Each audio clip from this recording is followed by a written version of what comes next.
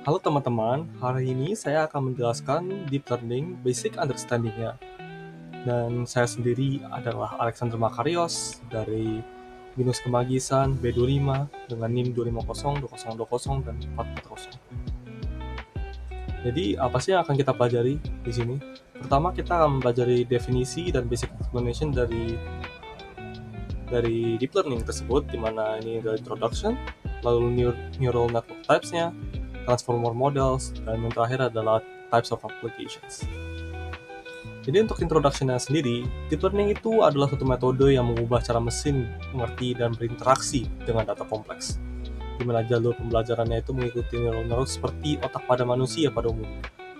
Deep learning ini memungkinkan komputer untuk secara otomatis menganalisa dan mencari pattern data yang digunakan untuk melakukan informed decision atau prediksi. Untuk lebih dalam lagi, deep learning ini adalah suatu metode machine learning yang menggunakan jaringan saraf berlapis atau neural networks untuk memahami data kompleks di mana strukturnya itu terinspirasi dari cara kerja otak manusia. Dan deep learning ini itu biasanya akan menghasilkan prediksi yang jauh lebih akurat dibandingkan model-model yang lebih tradisional. Dan ini adalah contoh gambarannya. Dan kita akan mempelajari sekarang adalah neural network types ya, di mana ada recurrent neural networks atau RNN, lalu ada long short-term memory, dan ada convolutional neural networks.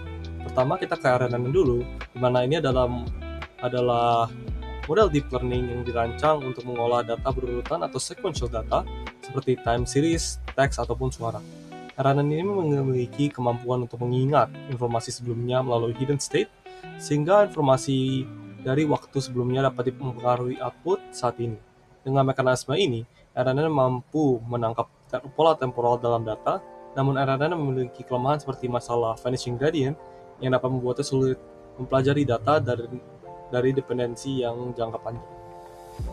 Lalu di sini sekarang adalah LSTM, di mana LSTM ini adalah pengembangan dari RNN itu yang dirancang untuk mengatasi masalah vanishing gradient. Nah, LSTM ini memiliki struktur khusus berupa cell state dari beberapa gerbang, yaitu input gate, forget gate, dan output gate yang mengatur aliran informasi. Dengan mekanisme ini, LSTM mampu menyimpan informasi yang penting dan dalam jangka panjang dan mengabaikan informasi yang tidak relevan. Hal ini membuat LSTM sangatlah efektif untuk data time series seperti prediksi cuaca, harga saham, ataupun polusi udara. Lalu ada CNN atau Convolutional Neural Network, di mana CNN ini adalah model deep learning yang digunakan untuk mengolah data berbentuk grid, terutama gambar.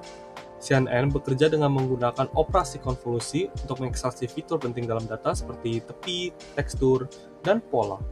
Model ini terdiri dari beberapa layer seperti convolutional layer, pooling layer, dan fully connected layer.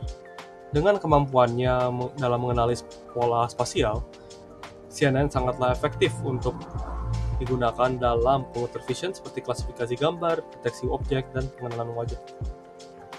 Dan di sini kita bisa melihat gambaran dari neural network itu sendiri, di mana ada RNN, ada long term memory, dan convolutional neural network. Sekarang kita akan ke transformer, di mana transformer ini adalah salah satu tipe deep learning model yang utilisasi self-attention mechanism untuk memproses dan generate sequences of data secara efisien. Model ini menangkap long-range dependency seperti contextual relationship yang membuatnya sangat efektif untuk task seperti language modeling, machine translation, dan text generation. Transformer model dibuat dalam encoder-decoder architecture, di mana kedua hal ini terbuat dari series of layers yang menggunakan self-attention mechanism dan feed-forward neural networks.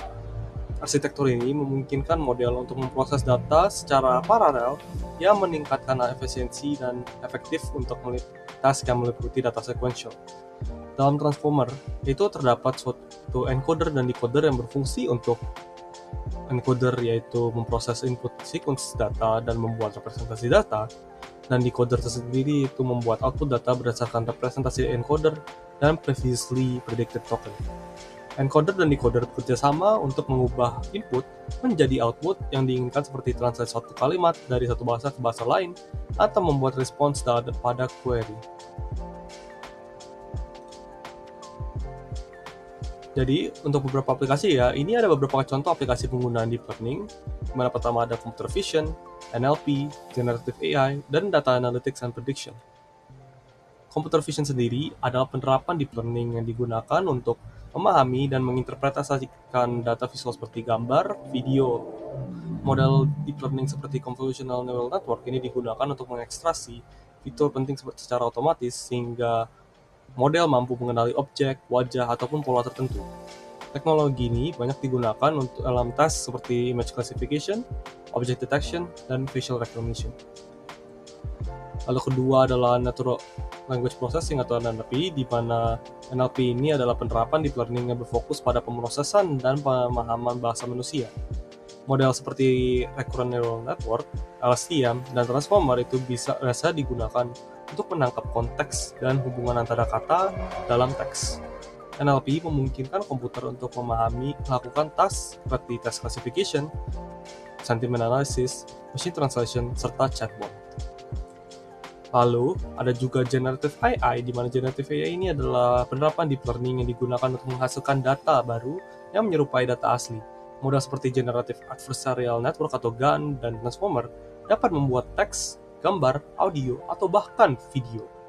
Teknologi ini digunakan dalam berbagai aplikasi seperti image generation, text generation, dan content creation, seperti yang kita bisa lihat dalam ChatGPT, ataupun cloud, dan lain-lainnya. Lalu data analytics and predictions ini adalah penerapan deep learning untuk menganalisis data dan membuat prediksi data berdasarkan pola yang ditemukan.